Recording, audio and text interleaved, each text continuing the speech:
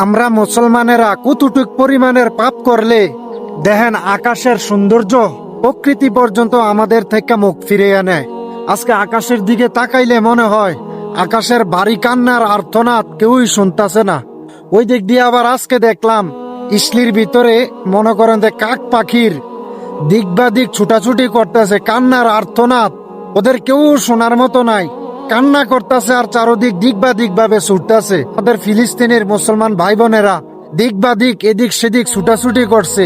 ঠিক সেম ভাবে আজকে দেখলাম ইসলির আকাশের মধ্যে মনে করেন যে কাক পাখির ছুটাছুটি দেখা মানে আসলে কি বললাম ভাই, শরীরের পুরা পশম দাঁড়িয়ে গেছে।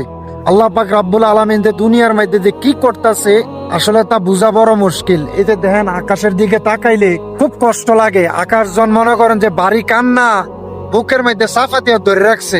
আকাশজন কারোর কাছে বলতে পারতেছে না। আকাশের যে সৌন্দর্য প্রাকৃতিক জিনিসটা আছে না, ওই জিনিসটা নাই। আকাশ শুধু অন্ধকারে ছেয়ে আছে।